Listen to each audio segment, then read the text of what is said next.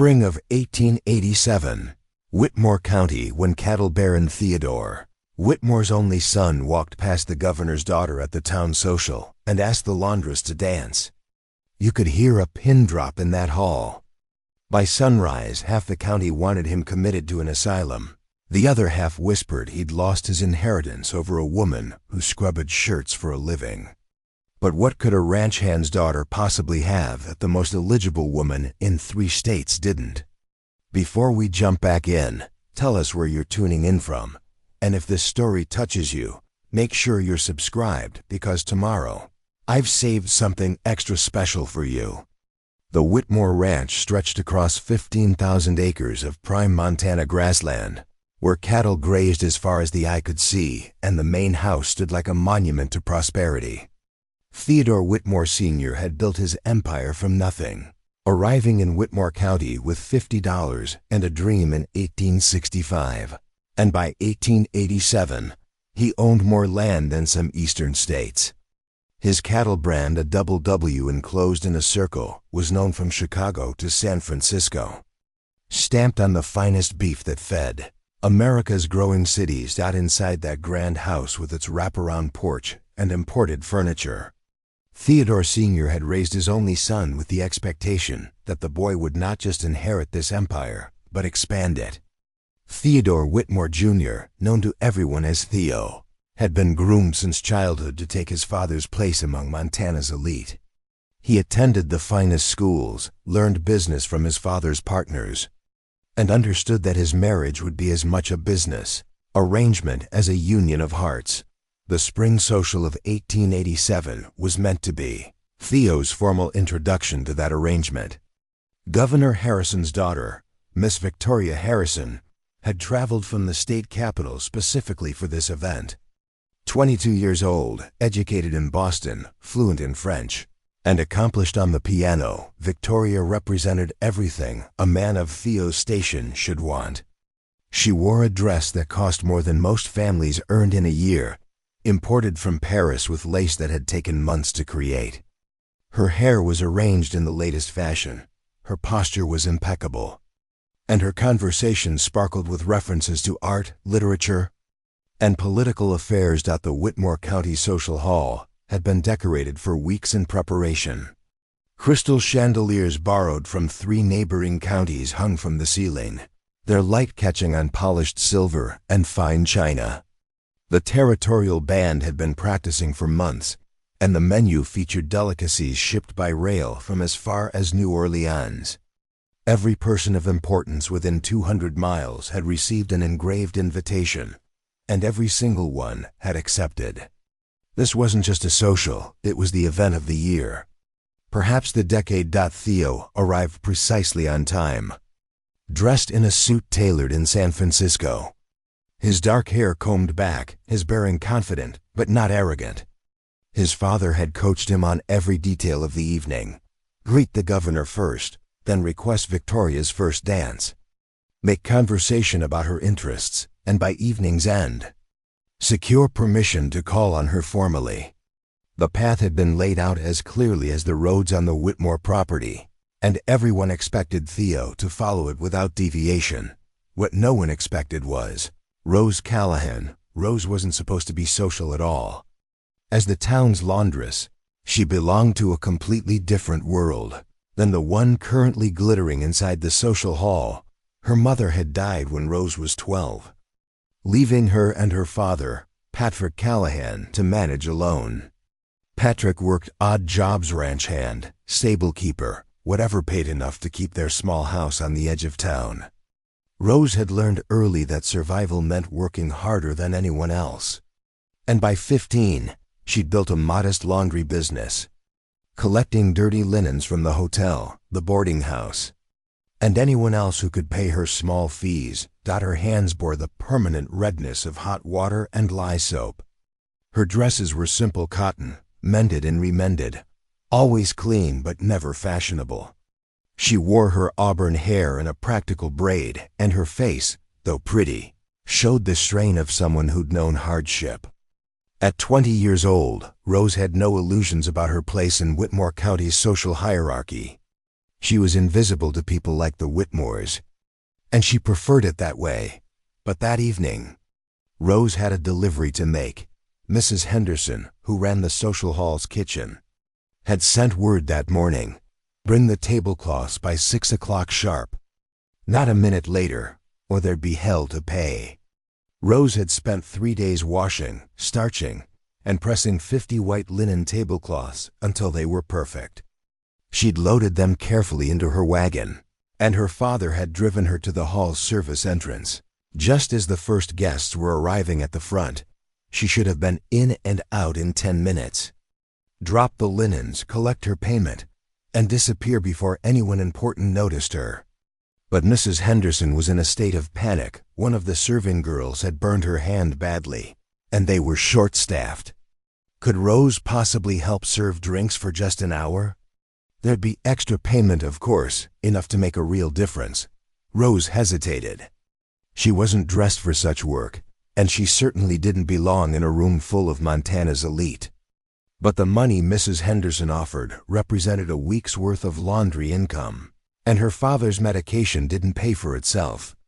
She agreed, borrowed a clean white apron from the kitchen, and tried to make herself as inconspicuous as possible as she carried trays of champagne through the crowded hall.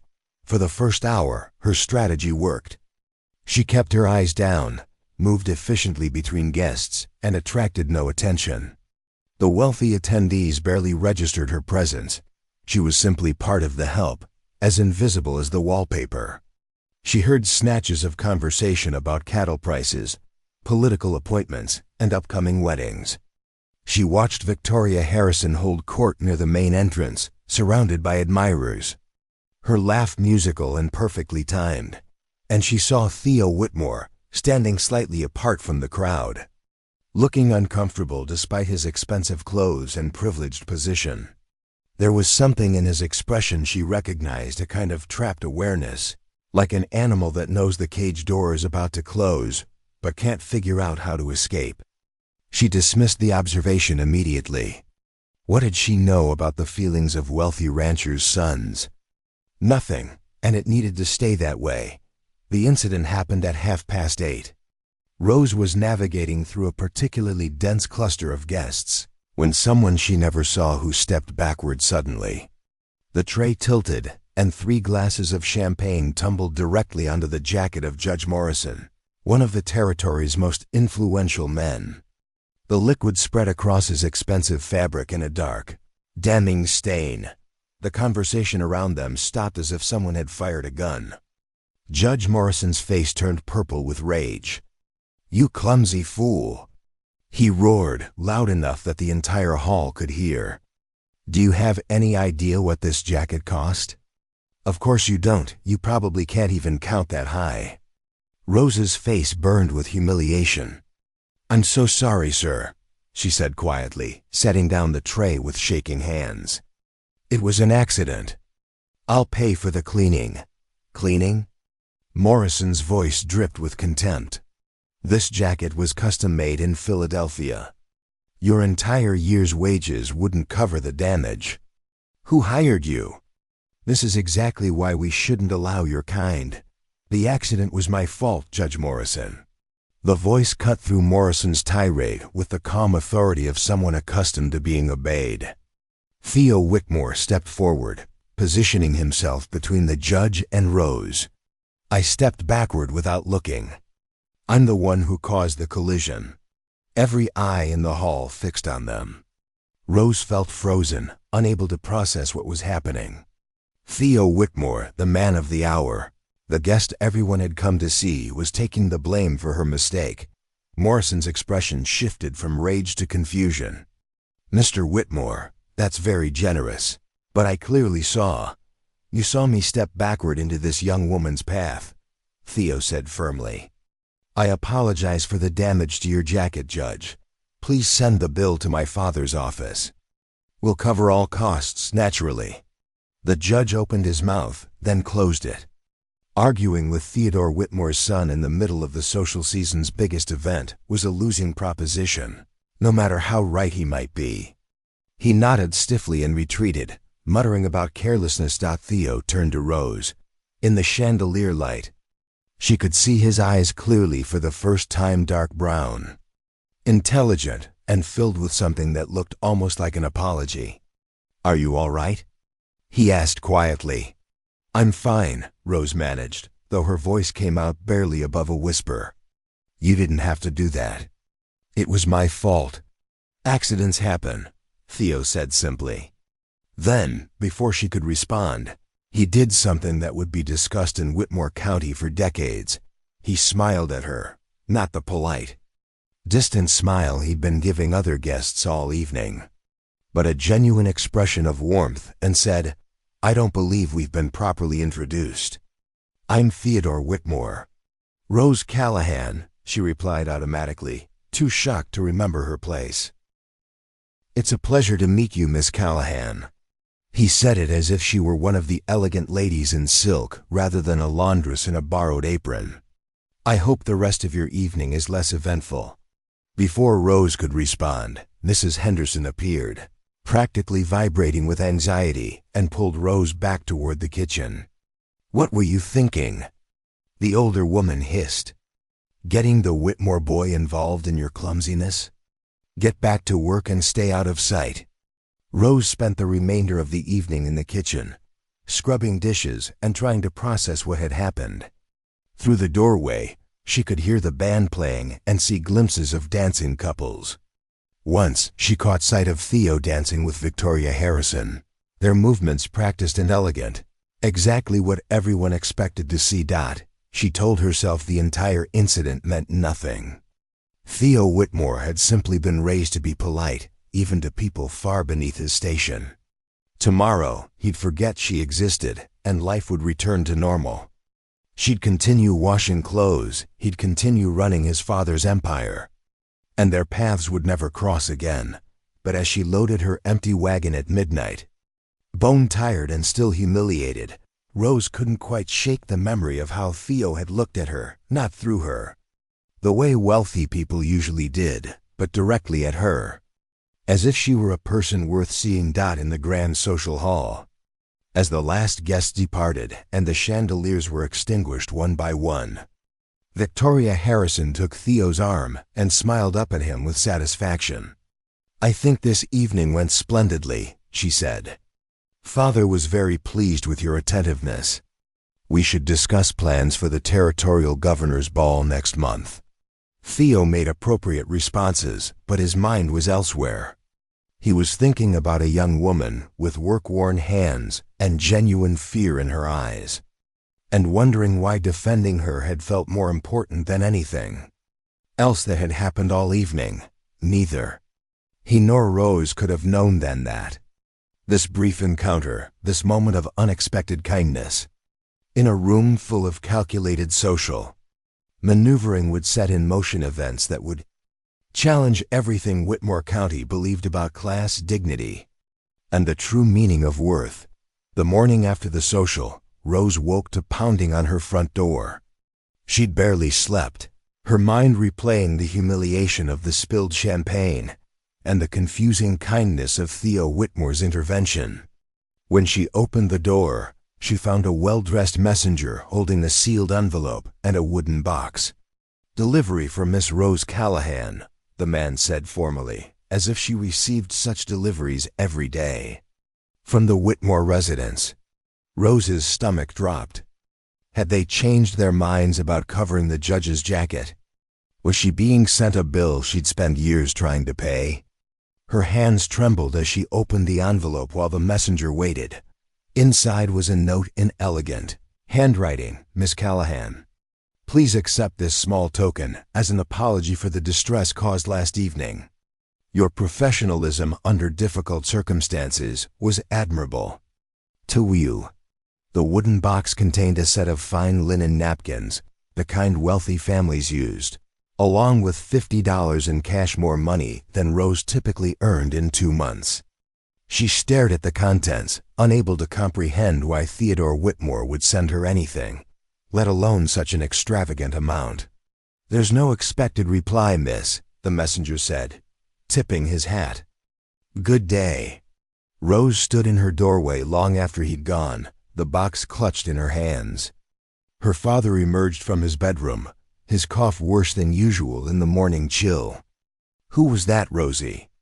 "Nobody, Pa," she said automatically, hiding the box behind her back. "Just a delivery for Mrs. Henderson." She couldn't tell him the truth. Patrick Callahan had spent his entire life watching wealthy men use their power carelessly, and he'd taught Rose to be invisible around them for good reason. Accepting gifts from Theodore Whitmore, no matter how well-intentioned, was dangerous. It suggested obligations, expectations, a blurring of lines that kept people like them safe. Rose hid the box under her bed and tried to forget about it. She spent the day doing laundry as usual, her hands red from hot water, her back aching from hauling heavy baskets. But the memory of that unexpected kindness lingered like warmth on a cold day. Across town, Theo was enduring a very different morning. His father had summoned him to the ranch office before breakfast, and Theodore Sr.'s expression promised an unpleasant conversation. "Judge Morrison came by this morning," the elder Whitmore said, his voice dangerously calm. "He tells me you publicly humiliated him last night to defend some laundress girl who ruined his jacket." "I corrected an injustice," Theo replied evenly. "The accident was partly my fault, and Morrison was berating her in front of the entire hall. It was cruel and unnecessary." "Cruel?" His father's voice rose. "Morrison is one of the most powerful men in the territory. And you embarrassed him over a girl who washes clothes for a living? Do you have any idea how much political capital I've invested in that relationship?" "I know exactly what Morrison represents," Theo said. "I also know that defending someone from public humiliation is more important than political convenience." Theodore Sr. slammed his hand on the desk. "This isn't about some moral crusade, boy. This is about your future. Governor Harrison called me this morning. Victoria was quite taken with you, but she's concerned about your judgment after witnessing that display. You need to visit her this week and smooth things over." "I'll call on Miss Harrison," Theo agreed, though the thought filled him with weariness. "But I won't apologize for doing the right thing." His father's eyes narrowed. "You're 25 years old, Theodore. It's time to put away childish notions of chivalry and focus on building this empire. The Callahan girl, you'll stay away from her." "That's not a request." Theo said nothing, which his father correctly interpreted as defiance.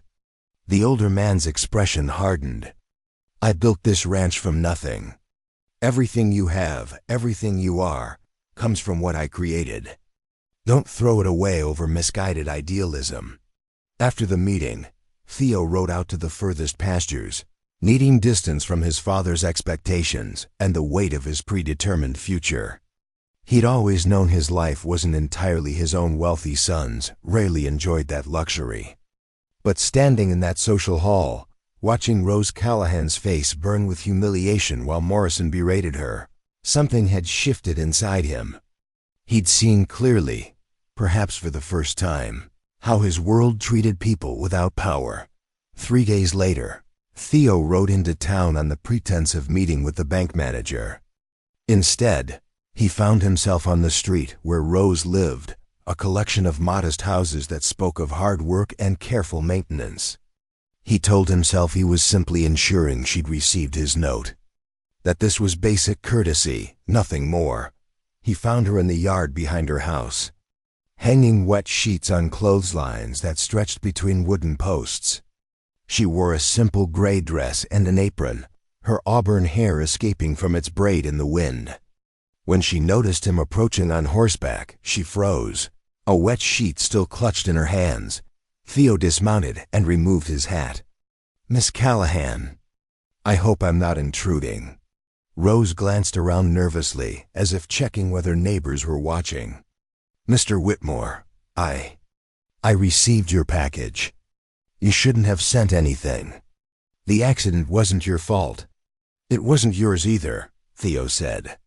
"Yet you were the one Morrison chose to attack. That didn't sit right with me." Rose set down the sheet carefully, buying time to collect her thoughts.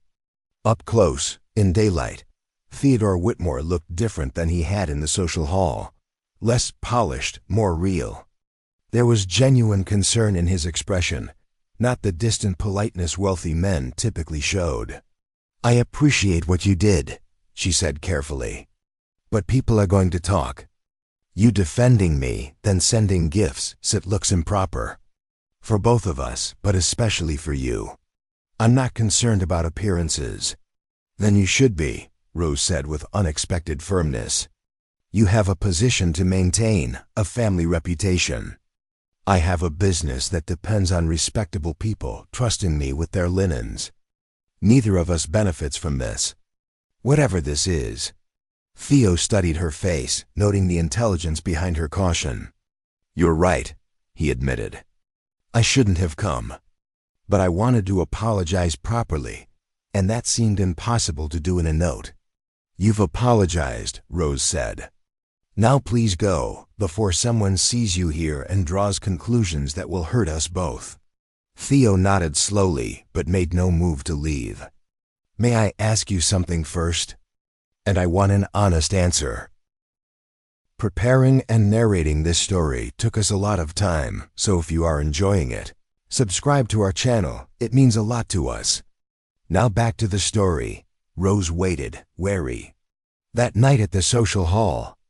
Before the accident, what did you think when you looked at all those people in their expensive clothes, making their social calculations?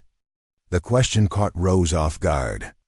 She considered lying, giving him the answer he probably expected. Instead, she found herself telling the truth. "I thought how exhausting it must be. All that performance, all those rules about who matters and who doesn't. At least when I'm washing clothes, the work is honest. Dirt comes out or it doesn't. There's no pretending." Something in Theo's expression shifted, a recognition perhaps, or relief at hearing his own unspoken thoughts reflected back to him. "That's remarkably perceptive." "That's a remarkably privileged thing to say," Rose countered. "It's easy to see through social performance when you're secure at the top of it. Try viewing it from the bottom, where one mistake can cost you everything." Theo flinched slightly. "You're right again." "I apologize." "Stop apologizing and just go," Rose said, but her tone had softened slightly. "Before Mrs. Patterson across the street adds this to her collection of gossip." This time, Theo did leave, mounting his horse and tipping his hat to her before riding away. But as Rose returned to her laundry, she found her hands shaking. Theodore Whitmore had looked at her the same way he had at the social hall, as if she were someone worth talking to, worth listening to. It was dangerous and confusing and needed to stop immediately. Yet when she went to bed that night, she found herself replaying their conversation, analyzing the genuine curiosity in his questions, and the way he'd actually listened to her answers instead of just waiting for his turn to speak.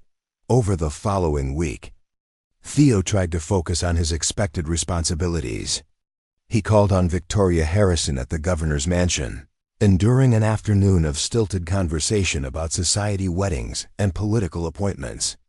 Victoria was lovely, educated, and perfectly suitable. She was also deeply boring, her thoughts never straying beyond the narrow concerns of her social class. He attended business meetings with his father's associates, reviewing cattle shipments and land acquisitions. He rode the property lines, checking fence repairs and water supplies. He did everything a dutiful son and future ranch owner should do, but his thoughts kept returning to a conversation in a modest backyard, and the surprising depth he'd found in someone his world had trained him to overlook. His father noticed the distraction. "You're miles away, boy," Theodore Sr. said one evening over dinner. "Still thinking about that Laundress girl?" Theo looked up sharply. "How did you—" "I know everything that happens in this county," his father interrupted, "including your visit to the Callahan house last week." "What were you thinking?" "I was thanking her for her discretion," Theo said carefully. "By visiting her home?" "By speaking to her where neighbors could see." His father's voice rose. Do you want people saying you're courting a washerwoman? Because that's exactly what they'll say, and once that rumor starts, it'll kill any chance you have with Victoria Harrison. Perhaps that wouldn't be such a tragedy, Theo said quietly. The silence that followed was deafening. Theodore Sr. set down his fork with careful precision, his face darkening. What did you just say? Victoria Harrison is a fine woman, Theo said, choosing his words carefully. But I don't love her. I'm not sure I even like her very much. She certainly doesn't like me. She likes the idea of being married to the Whitmore fortune. Love? His father's laugh was harsh. You think I married your mother for love? This is about building dynasties, boy. About securing power and expanding influence. The Callahan girl has nothing. No family, no prospects. No value beyond what she can scrub out of dirty linens. She has more integrity in one conversation than most people in our social circle manage in a lifetime. Theo shot back. His father stood abruptly, his chair scraping against the floor. This ends now. You will not see that girl again. You will court Victoria Harrison properly, and you will propose by the end of summer. If you can't do that, then perhaps you're not ready to inherit this ranch. The threat hung in the air between them. Theo met his father's gaze steadily. Is that your final word? It is. Then I need to think about what that means for my future, Theo said quietly, and left the dining room before his father could respond. In her small house across town, Rose Callahan had no idea that she'd become the center of a battle between father and son. She was too busy trying to keep her business running and her father's health from deteriorating further. Patrick's cough had worsened into something that required medicine they could barely afford, and Rose had taken on extra work to cover the costs.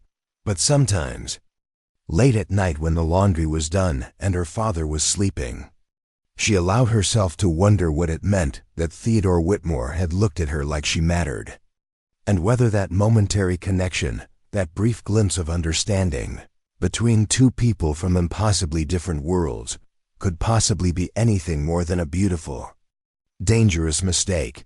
2 weeks passed without any contact between Theo and Rose. She told herself this was for the best, that whatever strange connection they'd felt was better left unexplored. Her world and his had no meeting point, and trying to force one would only lead to heartbreak and ruin. But fate, or perhaps simple geography, had other plans. The Saturday market was Whitmore County's weekly gathering place, where farmers sold produce, craftsmen displayed their wares, and townsfolk caught up on news and gossip. Rose attended every week, selling her laundry services and occasionally buying supplies she couldn't produce herself. She'd positioned her small table near the edge of the market, away from the main thoroughfare, where the wealthy did their shopping. She was negotiating with Mrs. Pemberton over the price of starching a dozen collars when she heard the familiar voice behind her. Miss Callahan. Rose turned to find Theo standing a respectful distance away, hat in hand, looking uncomfortable with the attention his presence was drawing. Several nearby vendors had stopped their conversations to watch, and Rose could feel the weight of their scrutiny. Mr. Whitmore, she acknowledged coolly, trying to keep her voice professional. Can I help you with something? I was wondering if you might take on some additional work, Theo said, his tone carefully formal. The ranch needs a new laundress. Our current arrangement isn't satisfactory, and your reputation for quality is well known. It was a lie, and they both knew it. The Whitmore Ranch had a full household staff that included 2 women who handled all the washing. But Theo had given her a socially acceptable reason to speak with him, and Rose found herself playing along despite her better judgment. I'd need to see the volume of work before committing, she said carefully. Perhaps we could discuss the details somewhere less public. Theo gestured toward the edge of the market, where a small path led into a grove of cottonwood trees. They walked in silence until they were out of earshot, though Rose knew every pair of eyes in the market was tracking their movement. Once they were alone, Theo's formal demeanor cracked. "I'm sorry for the deception. I needed to speak with you, and I couldn't think of another way that wouldn't immediately spark scandal." "You've likely sparked it anyway," Rose said, though she couldn't quite muster anger. "What do you need to say that's worth risking both our reputations?"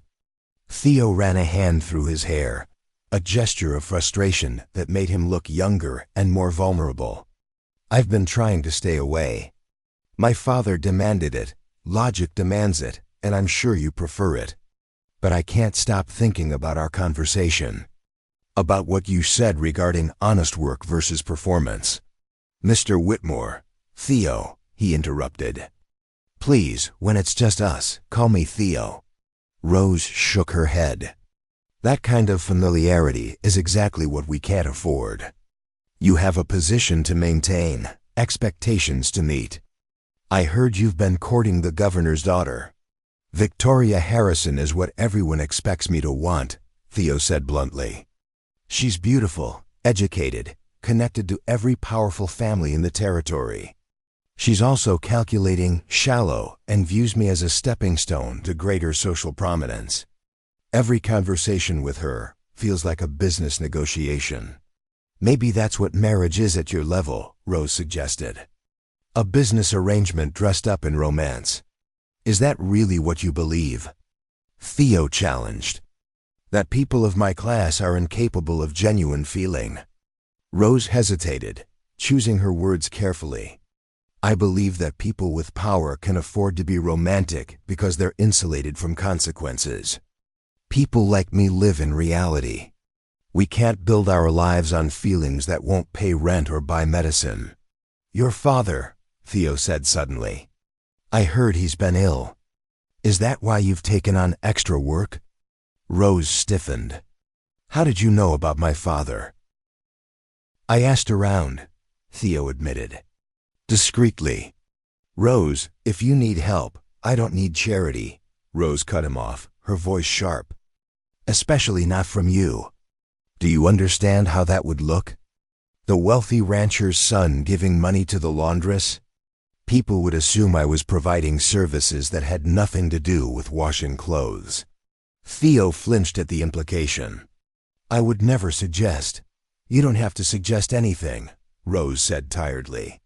"That's how the world works for people like me. Our reputations are all we have, and they're fragile enough without powerful men taking an interest in us. What if my interest isn't what you think it is?" Theo asked quietly. The question hung between them, loaded with implications neither was quite ready to speak aloud. Rose felt her heart racing, torn between the dangerous hope rising in her chest and the practical voice in her head screaming warnings. "It doesn't matter what your interest is," she finally said. Whatever this is, can't go anywhere. You'll marry Victoria Harrison or someone like her. You'll run your father's ranch and become one of the most powerful men in Montana. I'll continue washing clothes and taking care of my father. Those paths don't intersect.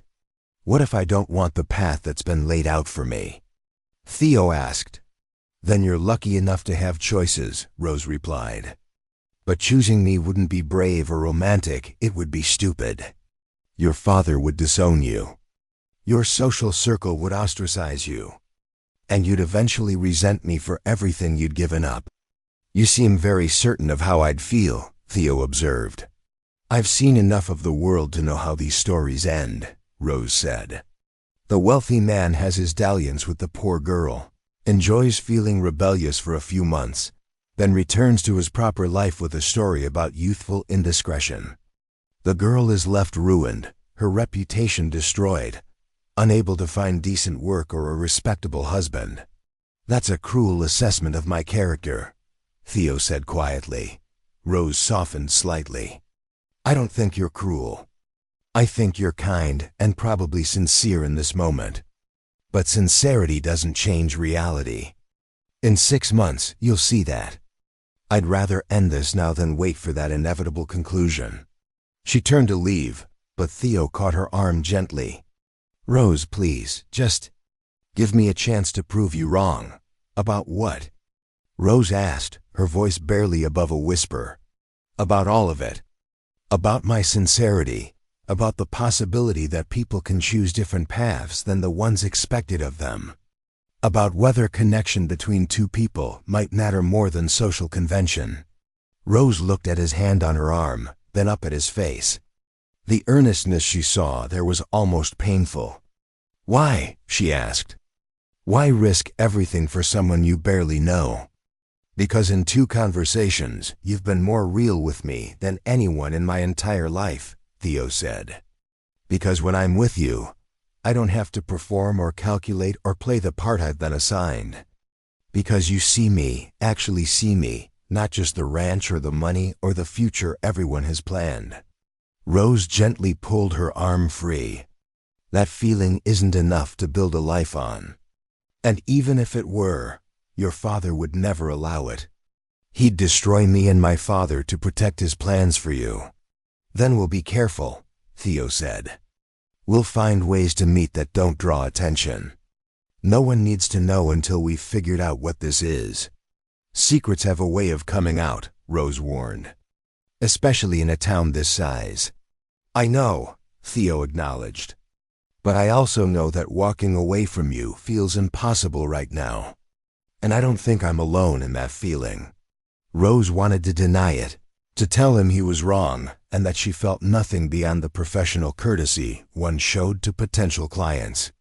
But lying to him felt wrong in a way that lying to herself didn't. 1 month, she finally said. We can talk, carefully, for 1 month. Then we reassess honestly. If it's clear this is heading toward disaster, and it almost certainly is, we end it before anyone gets hurt worse. Theo's face lit up with a smile that made Rose's stomach flutter dangerously. 1 month, he agreed. How do we meet without attracting attention? Rose thought for a moment. There's a clearing by Silver Creek, about 2 miles east of town. No one goes there except kids fishing in summer. Sunday afternoons, around 3 o'clock. If you happen to be riding that direction, and I happen to be taking a walk. Accidental encounters, Theo said, catching on. I can work with that. This is insane, Rose muttered, more to herself than to him. I'm going to regret this. Maybe, Theo acknowledged. Or maybe you'll be surprised. They returned to the market separately, Theo first and Rose following several minutes later. But the damage was done. By evening, half the town was whispering about Theodore Whitmore's lengthy private conversation with the Callahan laundress.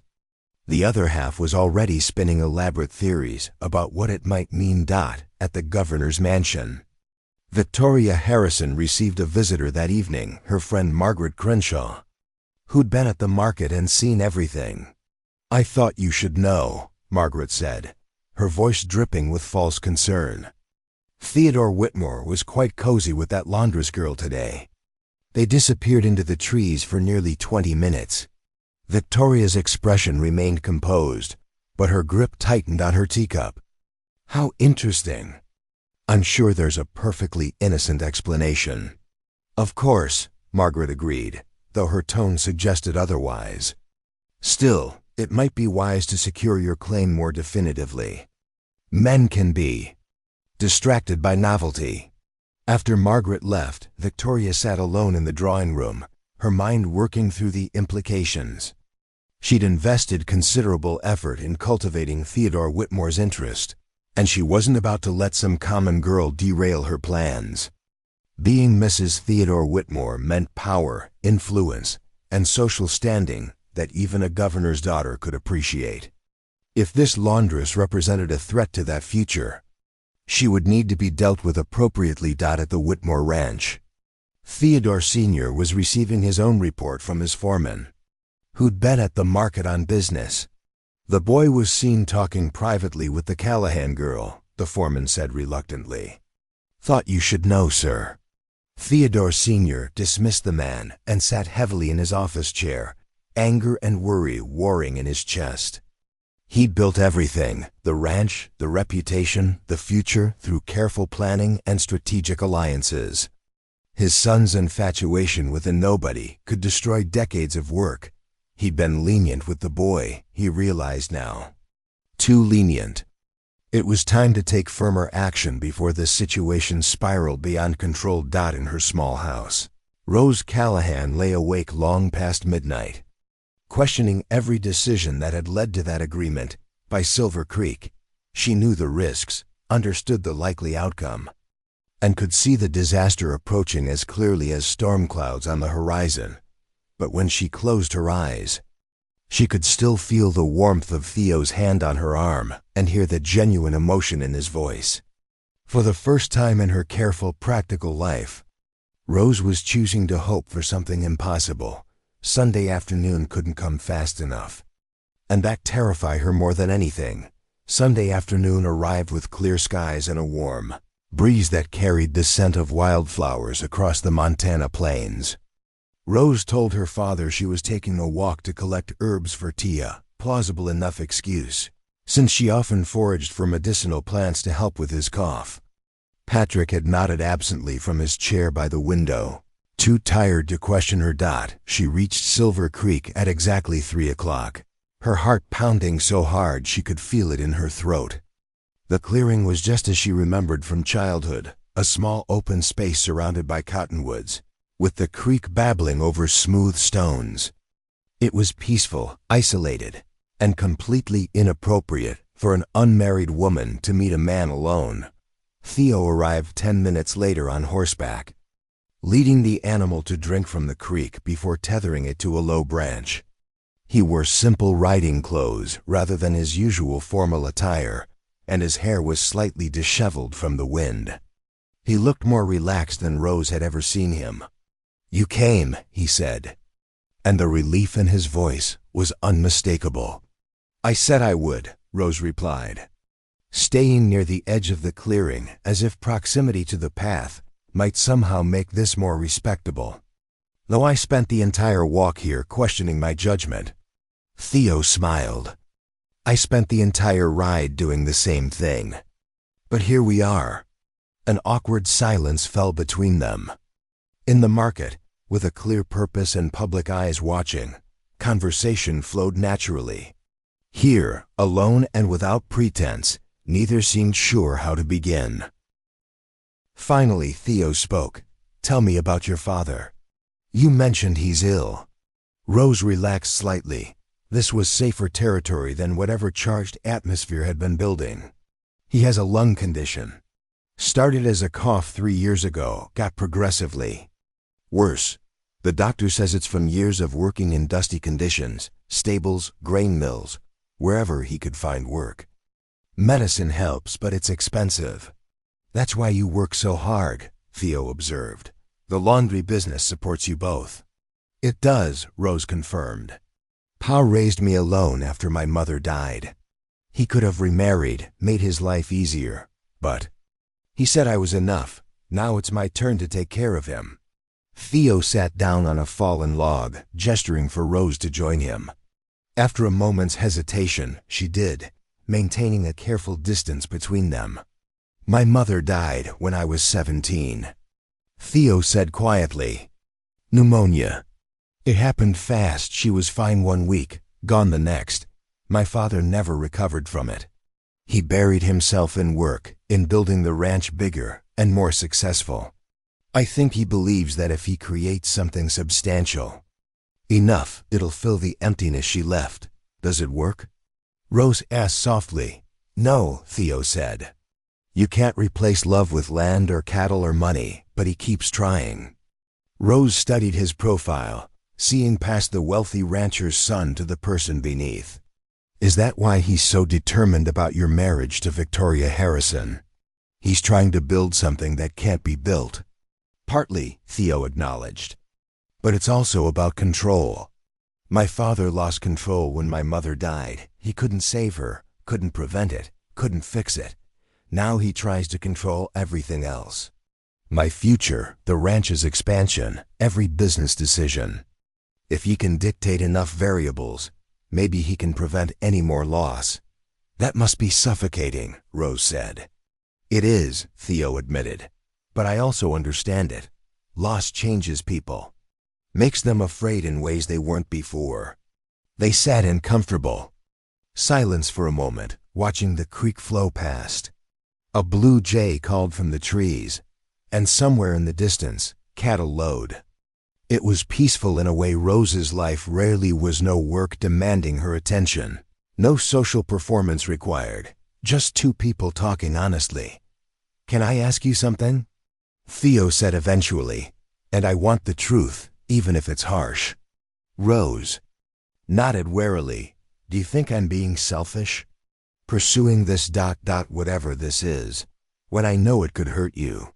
Rose considered the question carefully. "I think you're being human. We all want connection, want to be seen for who we actually are rather than what we represent. But yes, there's selfishness in it. You're risking your inheritance and your father's approval, things that matter. Certainly, but you'd survive losing them. I'm risking my reputation and my livelihood. If people decide I'm improper, I lose my business. Without that, my father and I have nothing." "I would never let that happen," Theo said fiercely.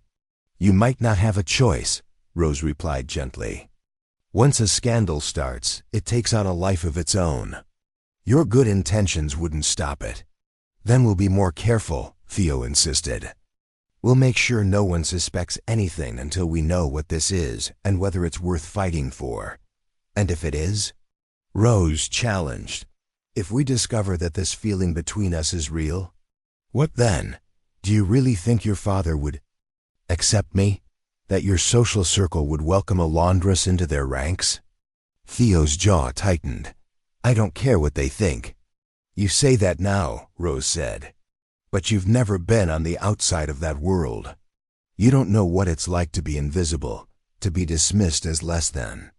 The first time someone you respect treats me like dirt while you watch.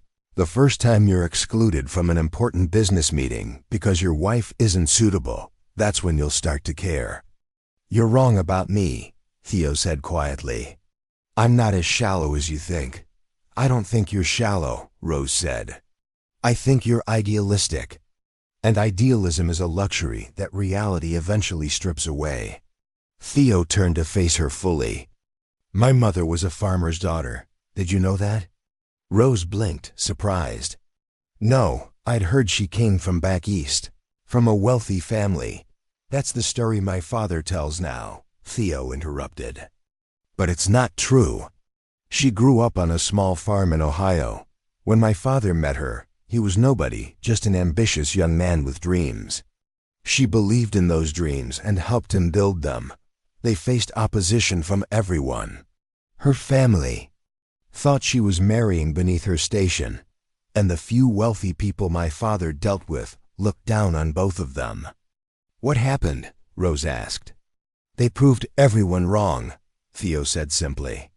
"Built the ranch together, created a life that exceeded anyone's expectations. My father's success wasn't just about his ambition, it was about their partnership.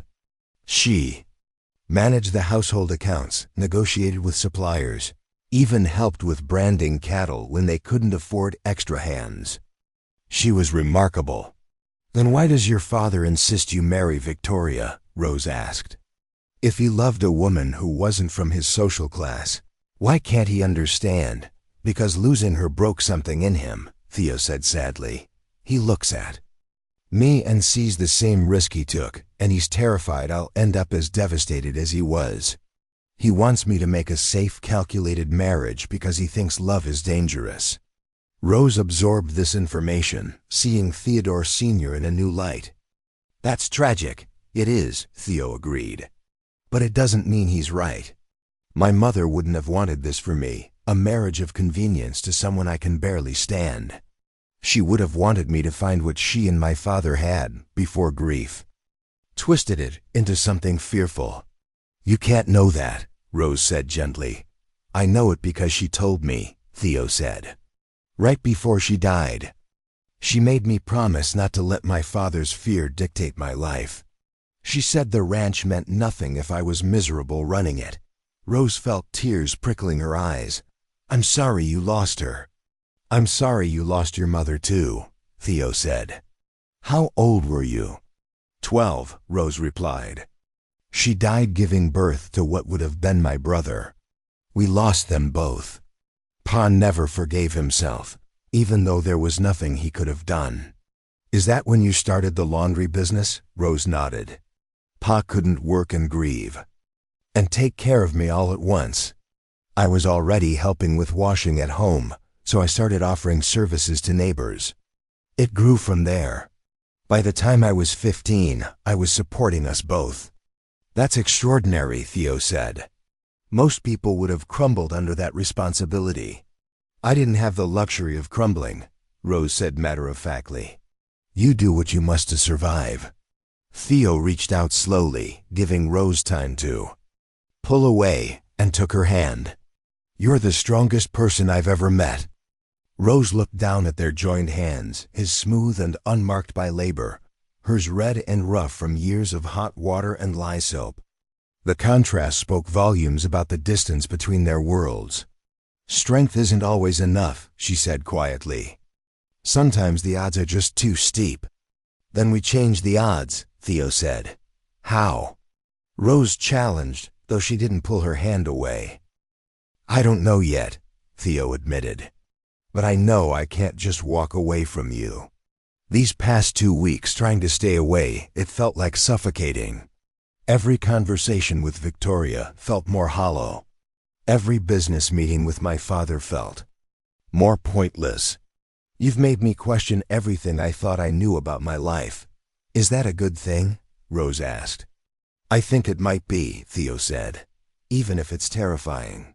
They sat together in the clearing as the afternoon sun filtered through the cottonwood leaves, casting dappled shadows across the ground. Rose knew she should leave, should maintain the distance that safety required. Instead, she let herself stay in this moment, holding the hand of a man she was beginning to care for far more than wisdom allowed. Tell me something else, Theo said. Eventually, something you've never told anyone. Rose thought for a moment. Sometimes when I'm washing clothes late at night and my hands are aching and I'm exhausted, I imagine a different life. Not a wealthy life necessarily, just easier. A life where I could read books for pleasure instead of survival, where I could travel beyond the county line, where I could choose my work instead of being chosen by necessity. What kind of work would you choose? Theo asked. Rose smiled. Don't laugh, I'd want to be a teacher. I love learning, and I love helping people understand things. But that would require education I can't afford and respectability I can't maintain while running a laundry business. You'd be an excellent teacher, Theo said seriously. You're patient, intelligent, and you explain things clearly. You've certainly taught me more in 2 conversations than most of my formal education managed. Flattery doesn't change reality, Rose said, but she was smiling. It's not flattery if it's true, Theo countered. He squeezed her hand gently. Rose, I want to help make some of those dreams possible. Rose stiffened immediately. No, we've been through this. Not charity, Theo interrupted. A real job. The ranch needs someone to teach the workers' children. Most of them can't read or write, and their parents can't afford to send them to the town school. You could teach them in the mornings, still maintain your laundry business in the afternoons. The position comes with a salary that would help with your father's medicine. Rose wanted to refuse immediately, to maintain the independence that had kept her safe. But the offer was tempting, teaching children, earning a steady income, perhaps even saving enough to eventually pursue proper teacher training. People would talk, she said finally. They'd say I got the position because of this. Let them talk, Theo said. You'd earn that position through your abilities, not through any connection to me. The ranch genuinely needs a teacher, and you're genuinely qualified. Everything else is just noise. Rose studied his face, searching for manipulation or hidden motives. She found only sincerity and hope. I need to think about it. Of course, Theo said. Take all the time you need. The offer stands regardless of U.S. Is there an us? Rose asked quietly. Theo smiled. I'd like there to be, if you're willing to take that risk. Rose knew she should say no. Should protect herself and her father from the inevitable disaster. Should maintain the careful distance that survival required. Instead, she squeezed his hand back and said, 1 month. Let's see where 1 month takes us. As the sun began its descent toward the horizon, they reluctantly parted ways. Theo on horseback heading west toward the ranch, Rose on foot heading east toward town. Both carried with them the warmth of connection and the cold awareness that every step forward was a step closer to a reckoning that would change everything. The week following their meeting at Silver Creek passed in a blur of heightened awareness and careful deception. Rose continued her laundry rounds, but now every moment felt charged with secret significance. She found herself smiling at unexpected times, then immediately suppressing it when she remembered where she was and who might be watching. On Wednesday morning, an official letter arrived from the Whitmore Ranch. Rose's hands shook as she opened it, terrified that someone had discovered their meetings. Instead, she found a formal job offer complete with salary terms, schedule details, and a start date 2 weeks away for the position of children's instructor. The letter was signed by the ranch foreman, not by Theo, making it appear entirely professional. Patrick read the letter over breakfast, his weathered face breaking into a rare smile. This is wonderful, Rosie. Teaching, just like you always wanted. And the pay, this would help us tremendously. It's just teaching ranch hands' children their letters, Rose said, trying to downplay her excitement. Nothing fancy. It's respectable work, Patrick insisted. Better than breaking your back over laundry tubs every day. You should accept. Rose knew he was right. The position offered everything she'd dreamed of: a chance to teach, stable income, and a stepping stone toward something better. The fact that it came through Theo shouldn't invalidate those benefits. Yet she couldn't shake the feeling that accepting would tangle their lives together in ways she might later regret. Still, she wrote her acceptance letter that evening, keeping the language formal and professional. When she delivered it to the ranch the next day, she left it with the foreman's wife, never venturing near the main house where Theo might be. Their second Sunday meeting came during a brief rainstorm that had Rose questioning whether Theo would brave the weather. She almost didn't go herself, but something pulled her towards Silver Creek despite the mud and drizzle. When she arrived, soaked and shivering, she found Theo already there under the shelter of a large cottonwood, holding an oilcloth tarp he'd strung between branches to create a makeshift canopy. You came, he said, echoing his words from their first meeting, but with added concern as he took in her wet clothes. He quickly pulled off his riding coat and draped it around her shoulders. You'll catch your death. So will you, Rose pointed out, but she pulled the coat tighter, grateful for its warmth and the smell of leather and something distinctly Theo. I'm hardier than I look, Theo said, guiding her under the tarp where it was marginally drier. I was worried you wouldn't come in this weather. I almost didn't, Rose admitted. But I wanted to thank you for the teaching position. My father is thrilled. You accepted? Theo's face lit up. That's wonderful. But Rose, you understand the job is real, right? It's not just an excuse to see you. The workers' children genuinely need education, and you're the best person for it. I understand, Rose said. Though I also understand that you arranged it. I suggested it to our foreman, Theo corrected. He agreed immediately. Those children deserve opportunities they're not getting, and you deserve work that uses your mind, not just your hands. They settled side by side on a relatively dry log, close enough that their shoulders touched. The intimacy of the moment alone in the rain-soaked woods, sharing his coat, speaking in low voices, felt both thrilling and dangerous. Tell me about Victoria Harrison, Rose said suddenly. I need to understand what I'm competing against. Theo looked surprised by the directness. You're not competing with anyone. Humor me, Rose pressed. Your father expects you to marry her. The entire county expects it. I need to know who she is beyond the gossip. Theo was quiet for a moment, gathering his thoughts. Victoria is intelligent. I'll give her that. She's been trained since childhood to be the perfect political wife, charming at parties, knowledgeable about current affairs, skilled at managing social dynamics.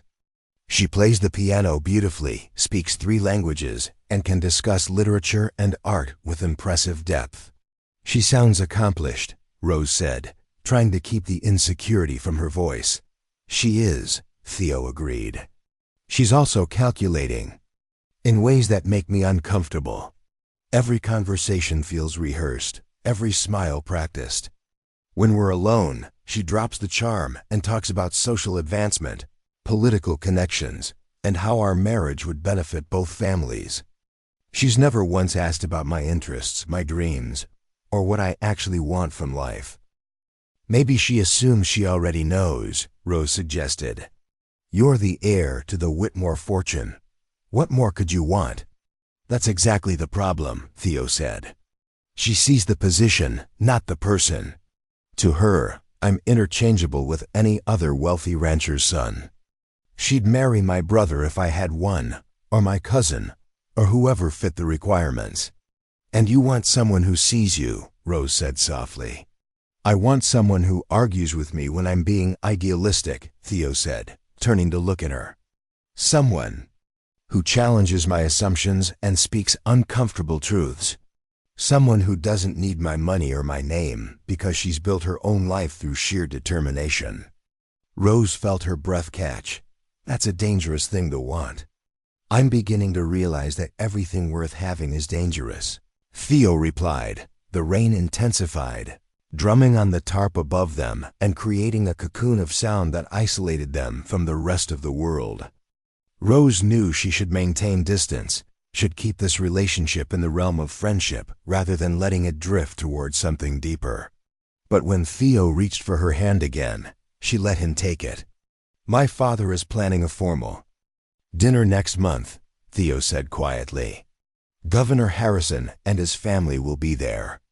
It's meant to be an unofficial engagement announcement. Rose's stomach dropped. Have you agreed to this? I've avoided giving a direct answer, Theo admitted. But my father's patience is wearing thin. He's threatening to cut me off entirely if I don't commit soon. Then commit, Rose said, even, though the words felt like swallowing glass. I won't be the reason you lose your inheritance. You're not making this decision, Theo said firmly. I am. And I'm not ready to marry Victoria Harrison just because it's expected. What's your alternative? Rose challenged. Continue sneaking around to meet a laundress in the woods? Eventually someone will notice. Eventually this scandal will break. And when it does, it won't just hurt us. It'll hurt my father, your ranch workers, everyone connected to us. Then we stop hiding, Theo said. Rose stared at him. You can't be serious. Why not? Theo asked. Why continue pretending? I'll tell my father I'm not marrying Victoria. I'll introduce you properly as someone I'm courting. Yes, there will be opposition, but opposition? Rose interrupted, her voice rising. Theo, your father will destroy me. He'll spread rumors that ruin my reputation and my business. He'll make sure no respectable family in the county will hire me. He might even hurt my father, deny him work, spread lies about his character. You don't understand the power your father has over people like us. He wouldn't do that, Theo said, but he sounded less certain than before. He absolutely would, Rose insisted. He's built an empire by eliminating obstacles. That's what I'd be to him, an obstacle between his son and the future he's planned. And obstacles get removed. Theo's expression darkened. You really believe my father would be that cruel?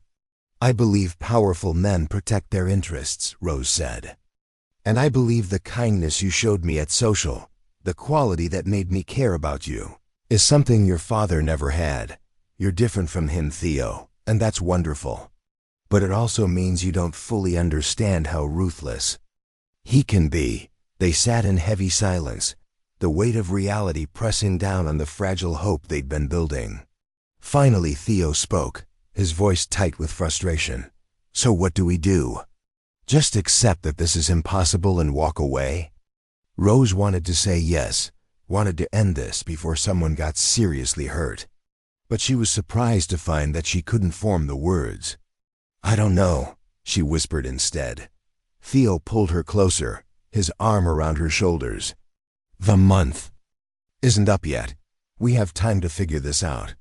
"Time doesn't change the fundamental problems," Rose pointed out, but she leaned into his warmth anyway. "No," Theo agreed. "But maybe it gives us space to find solutions no one else has thought of." They stayed under the tarp until the rain softened to a drizzle, talking about everything and nothing, childhood memories, favorite books, dreams they'd given up, and ones they still held. The conversation flowed easily, punctuated by laughter and comfortable silences. In those hours, it was easy to forget about social barriers and impossible futures. In those hours, they were just two people who understood each other in ways that felt rare and precious. When they finally parted, Rose returned home with Theo's coat over her shoulders, promising to return it at their next meeting. She found her father dozing by the fireplace, his breathing labored but steady. Looking at him, Rose felt the familiar weight of responsibility settle back onto her shoulders. She couldn't be selfish. Whatever she felt for Theo, whatever possibilities might exist in a fairer world, she had to prioritize her father's welfare. One wrong move, one scandal that destroyed her reputation, and they'd both suffer. But that night, alone in her room with Theo's coat draped over her chair, Rose allowed herself to imagine an impossible future. A future where class didn't matter, where love could exist between a rancher's son and a laundress, where happiness wasn't a luxury reserved for the wealthy. It was a dangerous dream, she knew. But for just a little while longer, she let herself hold on to it. Across town, Victoria Harrison sat in the governor's mansion parlor, reviewing intelligence her friend Margaret had gathered. Theodore Whitmore had been seen near Silver Creek 2 Sundays in a row, always alone, always in the afternoon. The laundress girl had been suspiciously absent from her usual Sunday routines those same afternoons. "It's circumstantial," Victoria said coolly, "but it's enough to act on. What will you do?" Margaret asked, leaning forward with excitement. Victoria smiled, but there was no warmth in it. "I'll do what needs to be done to protect my interests. Theodore Whitmore will be my husband, one way or another. This laundress is simply a temporary distraction that needs to be eliminated." "How?" Margaret pressed. "Leave that to me," Victoria said. "But I'll need information. Everything you can find about Rose Callahan and her father. Their debts, their vulnerabilities, anything that could be used as leverage." Margaret nodded eagerly, already planning her gossip-gathering campaign. As Victoria dismissed her friend and turned to stare out the window at the dark street below, she felt no guilt about what she was planning. In her world, marriage was a strategic alliance, and Rose Callahan was simply an opponent in a game the laundress didn't even know she was playing. Victoria had been trained since childhood to win at this game, and she always won. At the Whitmore Ranch, Theodore Sr. sat in his study with a glass of whiskey, staring at a portrait of his late wife. Margaret's face looked back at him from the canvas, young, hopeful, full of the determination that had first attracted him. "I'm doing this for him," he said to the portrait, as he often did when wrestling with difficult decisions. "Protecting him from the pain we went through, you'd understand." But the painted eyes seemed to judge him, and deep down, Theodore Sr. knew his wife would have hated what he was about to do. Still, he'd made his choice. Tomorrow he'd visit Patrick Callahan's landlord and buy the note on their house. Then he'd pay a visit to Rose's largest clients and suggest they might want to find a different laundress. He'd give the girl one chance to walk away from his son voluntarily. If she refused, he'd make sure she had no choice. The stage was set.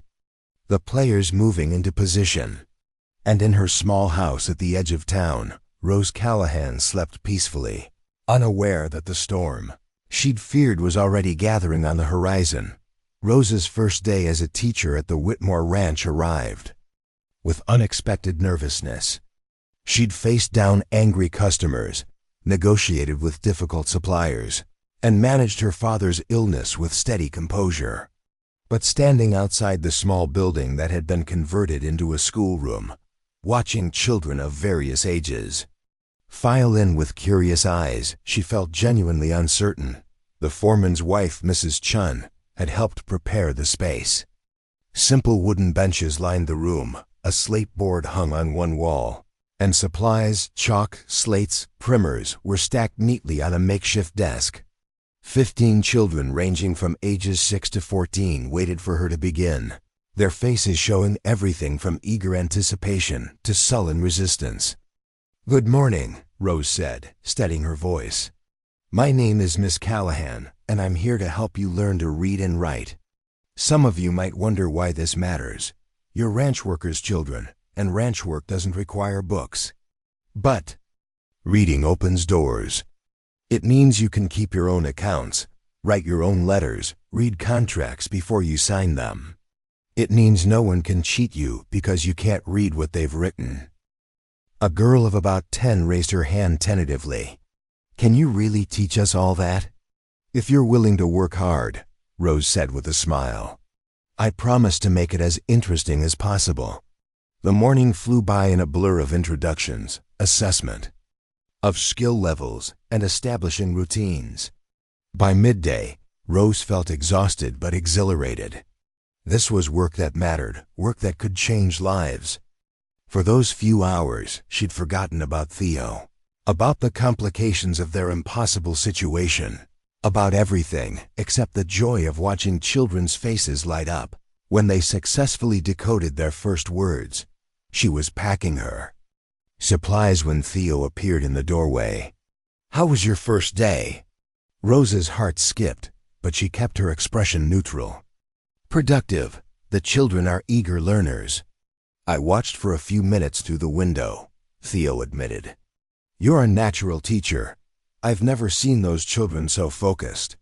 "They deserve opportunities," Rose said simply, very aware that they weren't alone. Workers moved past the schoolroom regularly, and any unusual interaction would be noted and discussed. Theo seemed to understand her caution. "The foreman mentioned you'll need more advanced readers soon.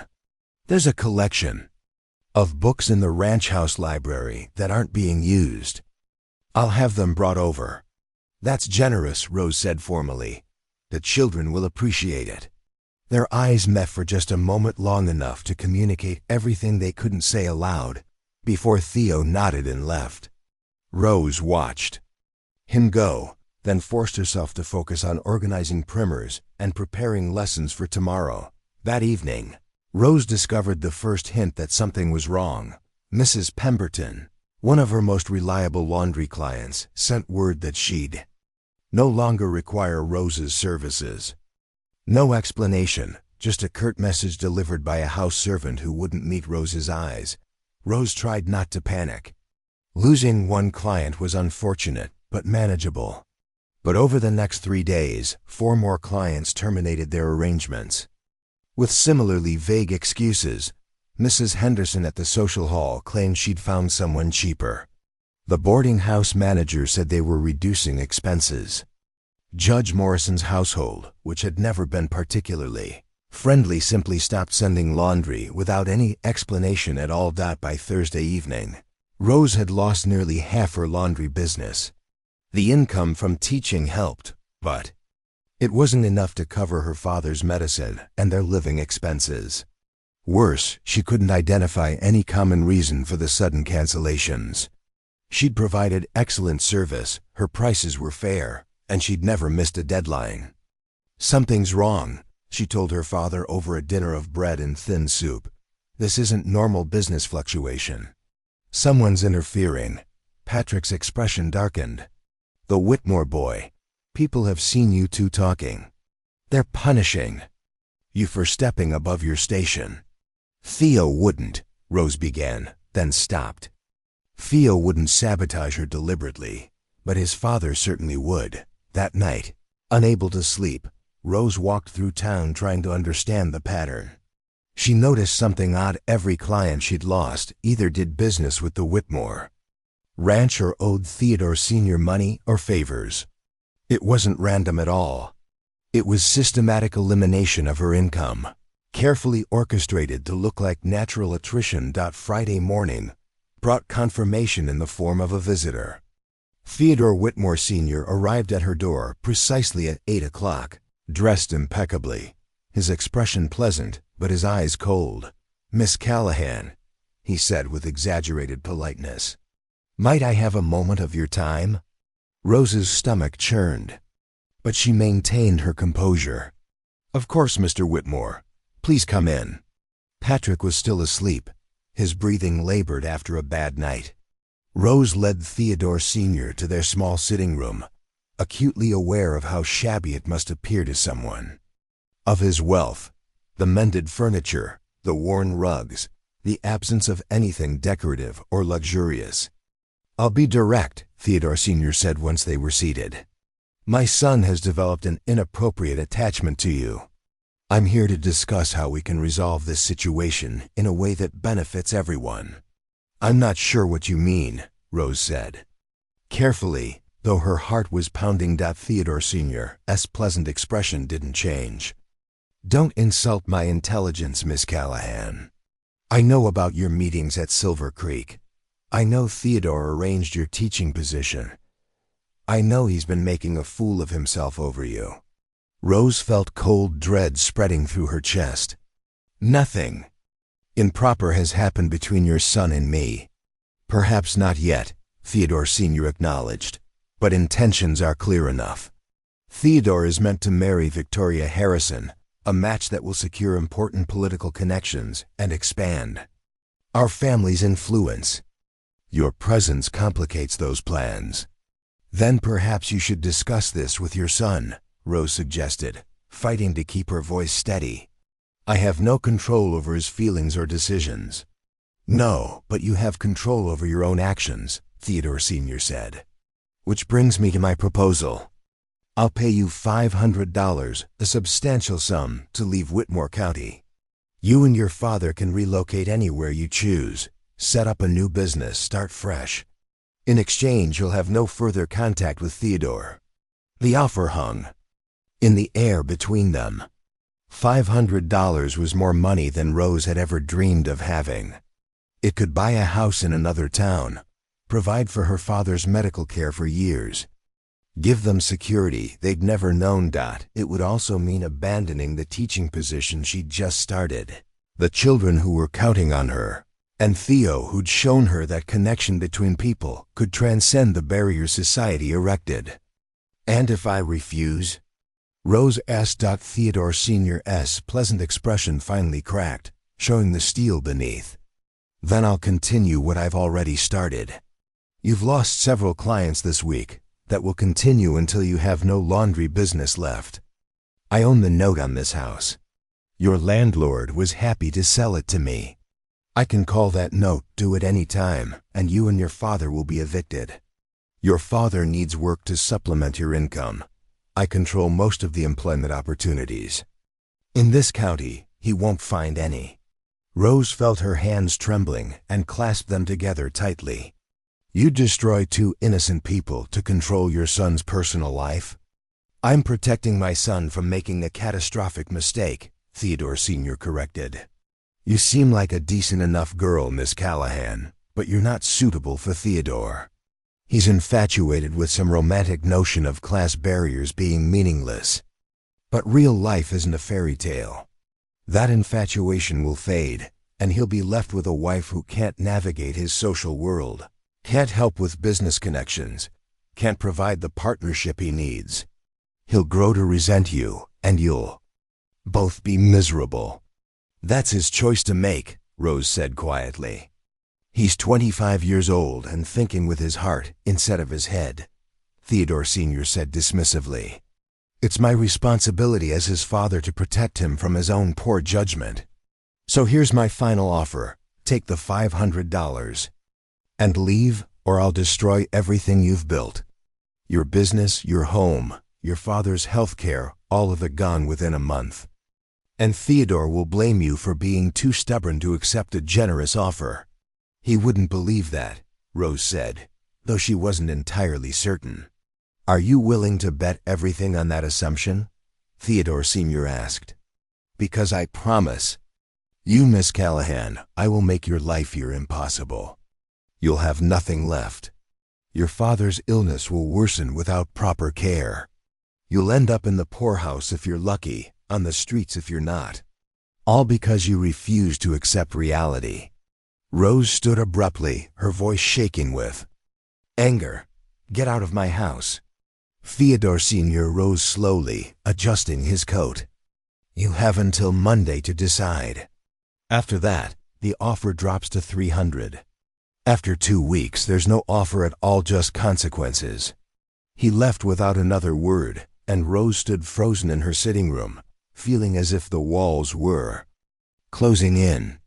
Everything she'd feared about pursuing anything with Theo was coming true, but faster and more brutally than she'd imagined. Patrick emerged from his bedroom, his face pale. I heard most of that. Rosie, maybe you should take the money. Pa, I'm serious, Patrick interrupted, his voice rough. $500 could change our lives. We could go to Denver, maybe even San Francisco. You could start over somewhere people don't know your history. Find a nice young man from your own world who, my own world? Rose interrupted, hurt flashing through her. You mean someone poor enough that his father won't threaten us? Patrick's expression softened. I mean someone whose life isn't tangled up in power and expectations. Someone who can choose you freely without losing everything. That Whitmore. Boy, he's kind, I don't doubt that.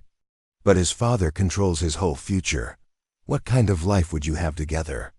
I don't know, Rose admitted, sinking into a chair. But I hate that Theodore Sr. thinks he can buy my absence like I'm just another business obstacle to eliminate. Sometimes the powerful win because they have resources we don't, Patrick said gently. That's not fair, but it's reality. And reality is that I need medicine we can't afford. You're losing your business, and we're about to lose our home. Pride won't keep us housed and fed. Rose knew he was right. Every practical bone in her body screamed to take the money and run.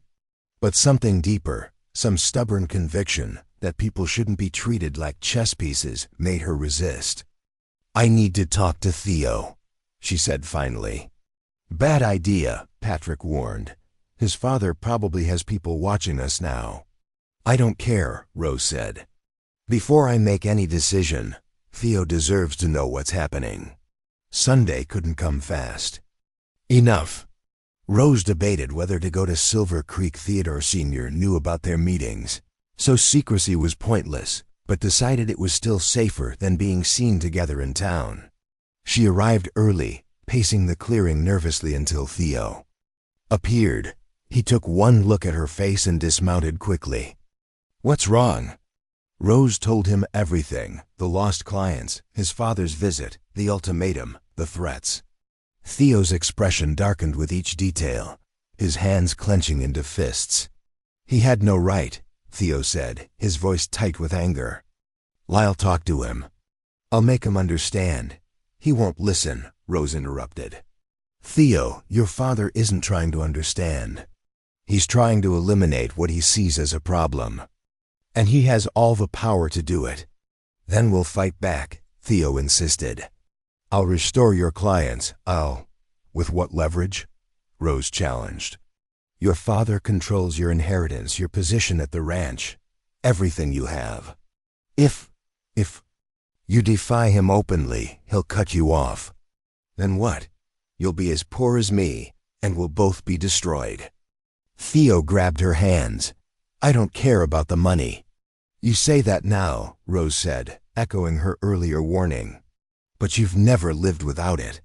You don't know what it means to choose between food and medicine, to watch your parents suffer.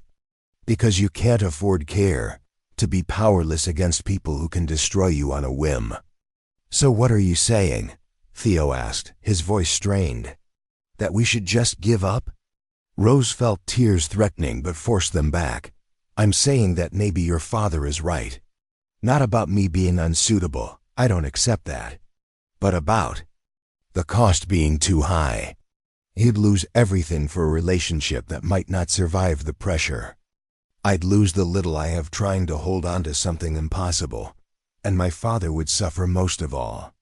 There has to be another way, Theo said desperately. Then tell me what it is, Rose said. Because I've been thinking about this for days, and I can't see a path that doesn't end in disaster. They stood in the clearing, hands clasped, both trying to find a solution that didn't exist. The afternoon sun filtered through the trees, birds sang in the branches above, and a creek burbled peacefully, all of nature indifferent to the human drama playing out beneath it. Finally, Rose spoke the words she'd been dreading.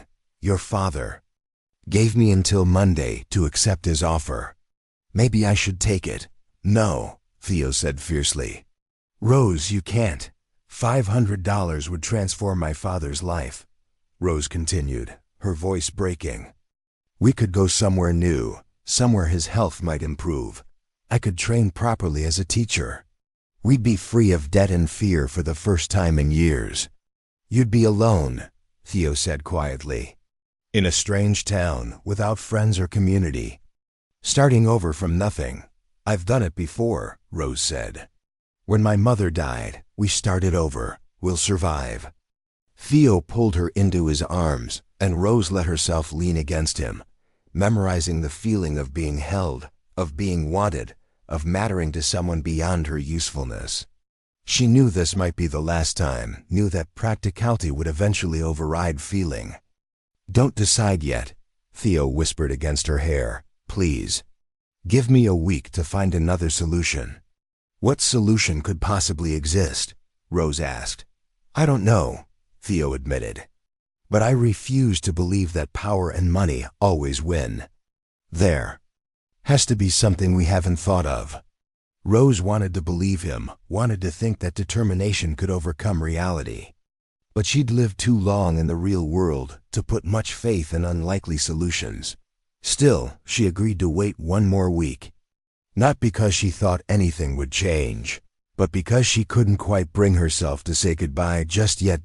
As they parted that afternoon, neither knew that Victoria Harrison had already set her own plan in motion, one that would force decisions much sooner than a week's time. Victoria Harrison's plan came to fruition on Tuesday morning, 3 days before Rose's deadline. A carefully orchestrated rumor spread through Whitmore County like wildfire. Rose Callahan had been seen leaving Theo's private quarters at the ranch late at night. The story came with enough specific details, the date, the time, the description of her shawl to sound credible, and it was whispered by enough different sources simultaneously that it seemed to come from everywhere at once. By noon, Rose's remaining laundry clients had canceled their services. By evening, parents had withdrawn their children from her classroom. Mrs. Chun, the foreman's wife, delivered the news with genuine sympathy, but firm finality. I'm sorry, Miss Callahan. The families don't want their children taught by someone of questionable morals. Mr. Whitmore Sr. has asked that you not return to the ranch. Rose stood in her small house, numb with shock. She'd been careful, so careful. Their meetings had been discreet, their behavior in public impeccably proper. Yet, somehow her reputation had been destroyed in a single morning. It's not true, she said to Mrs. Chun, though she knew it didn't matter. I was never in Theo's quarters. Someone is lying. I believe you, Mrs. Chun said quietly. But believing you and publicly defending you are different things. I have my own family to protect. I'm sorry. After she left, Rose sank into a chair, trying to process the devastation. Everything she'd built, her business, her teaching position, her reputation was gone. And she knew exactly who was responsible. Patrick emerged from his bedroom, his face gray. The landlord came while you were at the market earlier. He served eviction papers. We have 1 week to vacate. Rose couldn't even cry. The assault was too comprehensive, too brutally efficient. Theodore Sr. hadn't waited for Monday, he'd simply unleashed everything at once, making certain she had no choice but to leave. A knock at the door interrupted her despair. Rose opened it to find a young boy holding an envelope. "Message for Miss Callahan," he said, then darted away before she could respond. The envelope contained a short note in elegant feminine handwriting. "My sources inform me you've experienced some difficulties. I thought we should speak. Come to the governor's mansion at 4 o'clock today. Alone. Victoria Harrison." Rose stared at the note, understanding dawning. Victoria had engineered the rumor, had orchestrated Rose's destruction with surgical precision. And now she wanted to gloat in person. Every instinct screamed at Rose to ignore the summons. But another part of her, the part that had survived her mother's death and built a business from nothing, wanted to face her enemy directly. She needed to understand exactly what she was dealing with. At 3:30, Rose borrowed her father's least shabby coat and walked to the governor's mansion. The house loomed at the edge of town, a monument to political power that made even the Whitmore ranch house look modest. A servant led her to a drawing room where Victoria waited, arranged artfully by the window in a dress that cost more than Rose's annual income. "Miss Callahan," Victoria said with a smile that didn't reach her eyes. "Thank you for coming. Please sit." Rose remained standing. "Why am I here?" Victoria's smile widened. "Direct. I appreciate that." "Very well. I wanted you to understand the situation clearly before you make any decisions. You see, Theodore Whitmore will be my husband. That's already been determined by people far more powerful than you. Your ... dalliance with him is merely a temporary inconvenience. I'm not having a dalliance with anyone," Rose said evenly. "The truth is irrelevant," Victoria said with a dismissive wave. "What matters is what people believe. And right now, the entire county believes you're a woman of loose morals who seduced the Whitmore heir. That reputation will follow you wherever you go." "You started that rumor," Rose said. "I facilitated the truth," Victoria corrected. "Perhaps you weren't literally in his quarters, but you were meeting him secretly, developing an inappropriate attachment. I simply accelerated the natural consequences of your poor judgment." Rose felt anger cutting through her numbness. "You destroyed my livelihood and my reputation because you view Theo as property you've already claimed." "I destroyed an obstacle," Victoria said calmly. "Don't take it personally, Miss Callahan. This is simply how the world works. People like you don't end up with people like Theodore Whitmore. You must have known that from the beginning. What do you want from me?" Rose asked tiredly. "Assurance," Victoria said. "Theodore Sr. made you an offer to leave. I'm here to ensure you take it. In fact, I'm prepared to add another $200 to his offer. $700 total more than you'd earn in 2 years. Take it, leave quietly, and this unpleasantness ends. Stay, and I promise you, things will get much worse." "Worse than losing everything I've built?" Rose asked. "Much worse," Victoria confirmed. "Your father needs medicine. It would be unfortunate if the doctor suddenly refused to see him. Or if the pharmacist stopped filling his prescriptions. Accidents happen, Miss Callahan. Particularly to people who don't know their place." Rose felt ice in her veins. "You're threatening my father's life." "I'm explaining reality," Victoria said. "Your father is ill and vulnerable. It would be wise to prioritize his welfare over a romantic fantasy that can never become reality." Rose stared at this elegant, educated woman who spoke so casually of destroying lives to achieve her goals. "How can you live with yourself?" Victoria actually laughed. "Oh, my dear, you really don't understand how the world works, do you? I'm not a villain in your little story. I'm simply someone who knows what she wants and has the intelligence to Secure it. Theodore needs a wife who can navigate political circles, enhance his business prospects, and provide proper heirs. You'd be a disaster in that role, and deep down you know it. Maybe Theo doesn't want that kind of marriage, Rose suggested. Theodore wants what all young men want: romance, adventure, someone who makes him feel like he's living in a novel, Victoria said dismissively. But that's not what builds dynasties. In 5 years, he'll be grateful I saved him from this mistake. And you'll be living comfortably somewhere else, hopefully with enough sense to have taken the money. Rose turned toward the door, unable to stomach another moment in Victoria's presence. $700, Miss Callahan, Victoria called after her. The offer expires Friday. After that, I'll make certain you and your father lose everything, including his access to medical care. Choose wisely. Rose walked home in a daze, Victoria's threats echoing in her mind. She'd known powerful people could be cruel, but the casual efficiency of Victoria's malice was breathtaking. This wasn't just about love or marriage, it was about power, control, and the absolute certainty that people like Rose didn't matter. She found Theo waiting on her front porch, his face stricken. Rose, I just heard about the rumor. It's not true. You have to let me make a public statement. It won't help, Rose interrupted, unlocking her door. Victoria Harrison just made her position clear. She wants me gone, and she has the resources to destroy my father if I don't leave. Theo followed her inside. Victoria, she's behind this? Her and your father, working toward the same goal from different angles, Rose said. She told him about the meeting, about Victoria's threats, about the expanded offer. Theo's face darkened. With each detail, that's extortion. We'll go to the sheriff. And say what? Rose challenged. That the governor's daughter is threatening us?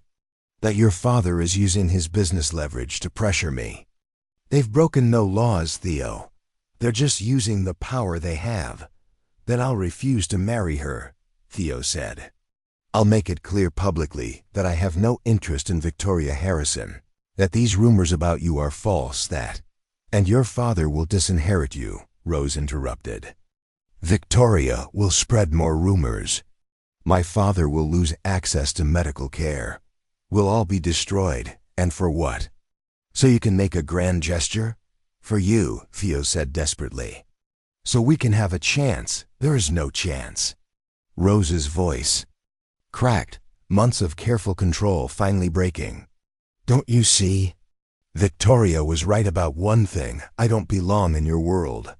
I could never be the wife you need. I don't know how to navigate political dinners or manage social connections, or any of the things your position requires. I'd be a constant embarrassment, and you'd eventually resent me for it. That's not true, Theo insisted, isn't it? Rose asked. Be honest with yourself, Theo. Can you really imagine introducing me to business partners as your wife? Watching them judge you for marrying a laundress? Dealing with the social exclusion, the gossip, the constant reminders that you married? Beneath your station? I don't care about any of that, Theo said. You've never had to care about it, Rose replied. You've always been at the center of that world. You don't know what it's like to be on the outside, to be the person everyone whispers about, to know you're the reason your husband lost opportunities.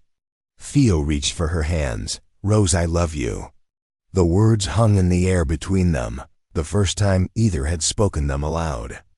Rose felt tears streaming down her face, because those words didn't change anything. Love wasn't enough when the entire world was arrayed against them. I love you too, she whispered. That's why I have to leave. No, Theo said fiercely. We'll find another way. There is no other way. Rose pulled her hands free. Your father controls your inheritance.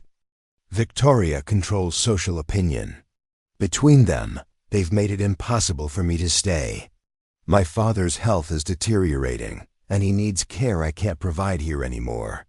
$700 could give him years of comfort he wouldn't have otherwise, so that's it? Theo asked, his voice breaking. You're just giving up? I'm choosing my father's life over my own happiness, Rose said. That's not giving up, that's being responsible. Something you'd understand if you'd ever had to make impossible choices. The words were cruel, and Rose regretted them immediately. But they were also true. Theo had never had to choose between love and survival, between his own desires and someone else's welfare. He'd lived his entire life with the luxury of options. I'm sorry, she added quietly. That wasn't fair. You're a good man, Theo. You deserve someone who can match your position, who can be the partner you need. Victoria might be calculating, but at least she understands your world. I don't want Victoria, Theo said. I want you. Wanting isn't enough, Rose replied. I learned that when I was 12 years old and wanted my mother back. The world doesn't arrange itself around our desires. It just is, and we survive it the best we can. Theo looked at her with such devastation that Rose almost changed her mind. Almost told him they'd find a way, that love could conquer everything, that fairy tales sometimes came true. But she'd seen too much of reality to believe in fairy tales anymore. When will you leave? Theo asked finally. Friday morning, Rose sighed. The train to Denver departs at dawn. My father and I will start over there. Let me give you more money, Theo said desperately. I have savings my father doesn't control. No, Rose interrupted firmly. The 700 from Victoria and your father is already more than I should accept. Taking anything from you directly would make everything worse. They stood in her small sitting room, the space between them feeling like an unbridgeable canyon despite being only a few feet. Rose memorized his face, the dark eyes that had first seen her as someone worth noticing, the strong jaw, the expression of helpless pain. I'll never forget you, Theo said quietly. What we had, even if it was brief, it was real, it mattered. It mattered to me too, Rose whispered. Theo stepped forward and kissed her forehead gently, a gesture of tenderness rather than passion. Then he left, walking out of her house and her life with the quiet finality of a door closing. Rose stood alone in the silence, feeling the weight of choices and consequences, of practical wisdom and emotional devastation. She'd done the right thing. She knew that. She'd protected her father, accepted reality, and made the responsible decision. But knowing something is right doesn't make it hurt less. Friday morning arrived with clear skies that seemed to mock Rose's internal darkness. She and Patrick boarded the train to Denver with $700, 2 carpet bags of belongings, and a lifetime of memories they were leaving behind. As the train pulled away from Whitmore County, Rose looked back at the town that had been her entire world. Somewhere in that collection of buildings and people, Theo was beginning his predetermined life courting Victoria Harrison, managing the ranch, becoming the man his father demanded he be. And somewhere in that same town, Victoria Harrison was probably celebrating her victory, secure in the knowledge that obstacles could always be eliminated with sufficient resources and ruthlessness. 3 months later, Rose opened a small school in Denver's working-class district. Her father's health stabilized with proper medical care, and she built a new life teaching children who reminded her of herself, intelligent, capable, and limited only by circumstances beyond their control. She never returned to Whitmore County, never saw Theo again, never learned that he'd ultimately refused to marry Victoria Harrison despite enormous pressure, choosing loneliness over a loveless marriage.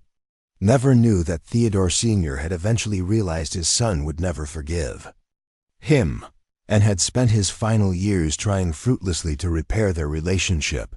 Some stories don't have happy endings. Some choices, however necessary, leave scars that never fully heal. Rose had chosen survival over love, responsibility over desire, and she lived with that choice every day. But on quiet evenings, when her school was closed and her father was sleeping peacefully, Rose would sometimes take out a piece of paper and write letters she'd never send. Letters to a young man she'd met in another life, who'd seen her as someone worth defending when the entire world said she was invisible. Those unsent letters were her only concession to what might have been. The rest of her life was built on what was on reality, survival, and the hard-won dignity of someone who'd faced impossible choices and lived with the consequences. Years later, a former ranch hand who'd moved to Denver mentioned seeing Theodore Whitmore at a cattle auction. "He never married," the man said casually. "Inherited the whole empire when his father died, runs it efficiently, but folks say he's lonely. Real shame." Rose said nothing, just nodded and changed the subject. Because what was there to say? That she thought about him still.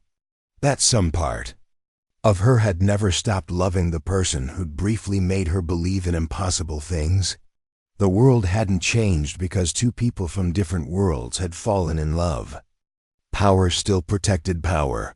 Class barriers still held firm, and practical wisdom still trumped romantic idealism. That was the truth the town had always known. The truth Victoria Harrison had wielded so effectively. The truth that had ultimately forced Rose's choice. But in the quiet spaces of her heart, Rose carried the memory of a clearing by Silver Creek, of honest conversations and gentle touches, of someone who'd looked at her and seen not a laundress but a person.